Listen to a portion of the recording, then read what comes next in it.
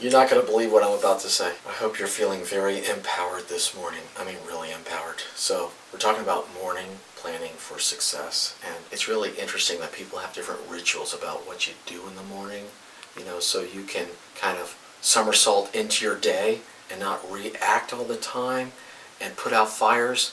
How would you like to be just a little more organized and ready to go to optimize your productivity? Just have a really productive day. There's a guy, Tim Ferriss, that has been interviewing like great super achievers.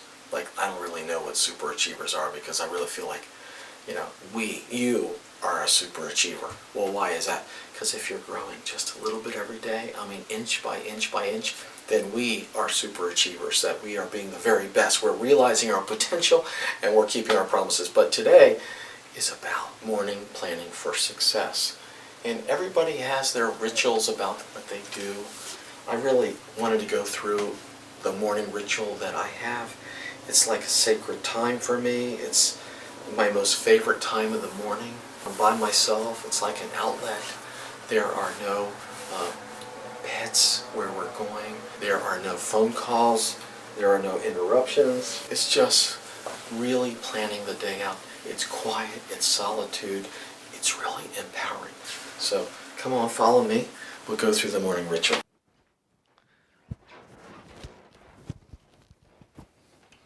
So in the morning time, just kind of checking to see if everything is in its right order, or the right lights on or the right lights off.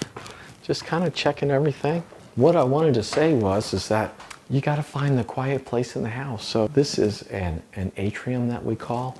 It's got a plexiglass top to it, so you can see the trees, you can see the airplanes. It's very quiet. I'm all by myself. It's early in the morning. Some people work later, and so they can have their morning rituals like a little bit later. This happens to be at a time where it's very quiet. No animals, no pets, just come on. So, and I'm gonna go through, my morning with you out loud. It might fit in, you might have a better scheme, it's okay. We're just trying to stimulate some great ideas, come on. So, this is just very empowering. It's so invigorating and so exciting, this quiet time where ideas can kind of flow. So Tim Ferriss has been interviewing entrepreneurs, super achievers as they say. And he found out that a lot of the high achievers, the super achievers, they had to exercise in the morning. They had a commonality, either a wellness theory or plan or some type of meditation. And so that quiet time of empowerment, of going inside or feeling exactly what's being required of you every morning and what your motives are for the morning and what your purpose are all kind of nice. And the very first thing on the list for me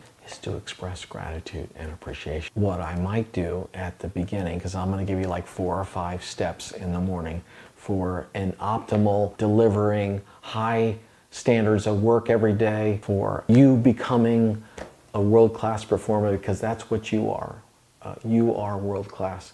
So the very first step is, what is that sense of gratitude? It might be, what is your creator? And how are you grateful for a sense of faith? You could start listing down people that are very important to you.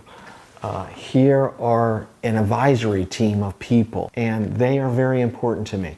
And I could think about them and show appreciation. I could think about a family member or the common niceties and conveniences that we should be appreciating every single day. So we're either appreciating things or we're depreciating things. And my thought today is that in the morning time, let's be an appreciator. Things, of events, of people, of the great people that are in our world. So the very first thing is that I like to express gratitude and appreciation.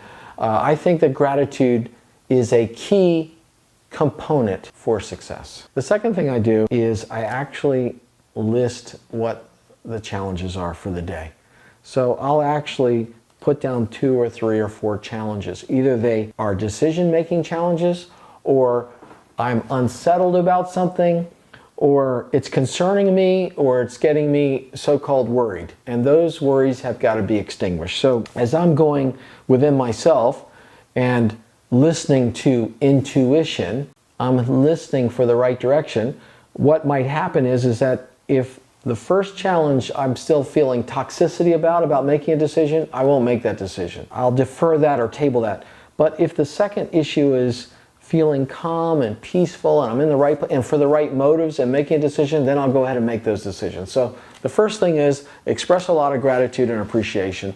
The second thing is write down what your challenges are for the day. The third thing is I look at my calendar to see what events I have, or what calls I have, or what meetings I have, because I want to start anticipating what those meetings are and those challenges. And I'm actually thinking about that meeting. I'm actually going through the words of that meeting. I'm actually looking for the end of that meeting, what the result is of that meeting. I'm visualizing the outcome. So I have shown gratitude. I have listed my challenges. I have reviewed the calendar of what's going to happen. Now I'm starting to think about the business entities and something called the savvy principle. You have to be savvy. I'll tell you what the savvy principle is in just a moment.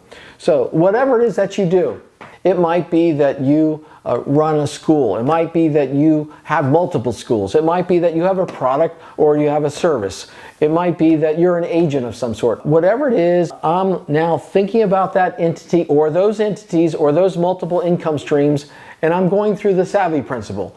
Well, the first one is savvy. I'm going to spell it differently. S-A-V-V-I. S-A-V-V-I. Not Y. I changed it to an I first. In that entity, in your service, the people that you serve, how are you serving them? S is for service. Service and serve. How can I serve them better? How about my team? How can I serve them better? How can I see the customers and what those needs are and anticipate what they want? How can I really roll out the red carpet? This is a morning ritual every day. I'm thinking about certain people, and I might put it in my calendar to take action, to reach out, to serve other people, to communicate with them, to text them, to email them, to set up a little meeting with them. How can I serve and make my service better? The second thing is on the savvy is A. Now we talked about appreciation and gratitude already. So we got service, appreciation, and the next V is vision. Ladies and gentlemen, I've got to have some vision. At least 3 months, 1 year, 3 years down the road. How do I envision what the end game is? What is it that I would like to see with this entity, with this potential, with this service, with this product? What would I like to envision as an end game? I've got to be able to picture it in my head. Now the next V right here is visualize.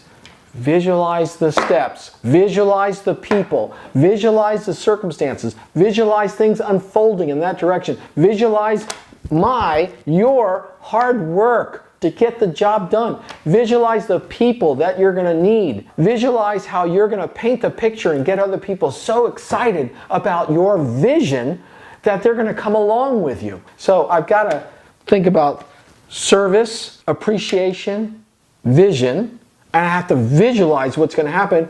And the next I, innovation. What's new? I have to innovate. It's got to be changing. It's got to be dynamic. I might want to add to the service. I have to add to the offering. I have to add to my instruction. I have to add a new service. I've got to add new people. I've got to bring on a new business. I've got to add to my existing offering. Innovation. Innovate. Think. Create. Drive the business forward. So these are the savvy principles that I have that are about service, appreciation and gratitude, visualizing, and innovation. And I will go through this process every morning. The same thing, getting myself grounded, looking forward, working ahead. Now, I really am now ready to kind of work through this day. The very last component is that now you have free time. Now, I got free time. So you may want to spend a little time. Here is John Maxwell, How Successful People Grow. Here is There is a Spiritual Solution to Every Problem, Wayne Dyer. Whatever it is that you want to read. I'm reading this book, The Immigrant Edge. It's so fascinating about how immigrants are very successful when they come to America, about how hard they drive. Their perspective is different from the commonplace perspective. Last but not least, here's a journal that's a CS Monitor weekly, and I'll thumb through international news. Now, for example, I may not want to read this article about the beauty, splendor, wonder of hair. That article for me doesn't interest me. But if I look over here, this article says Brexit. What happened? What's next? Well, Brexit for the UK, we have a UK office, that kind of appeals to me. I'm interested. I want to know how that impacts the economy of the UK market. So look, everybody, have a sense of mindfulness. Plan for your morning success. Deliver high standards of productivity. Express a lot of gratitude by remembering it's a component of success. Maximize your productivity. I know and I see you as a world-class performer. Hopefully, some of the ideas will make you savvy and empowered. We're right there with you, upwards and onwards, and have a great day.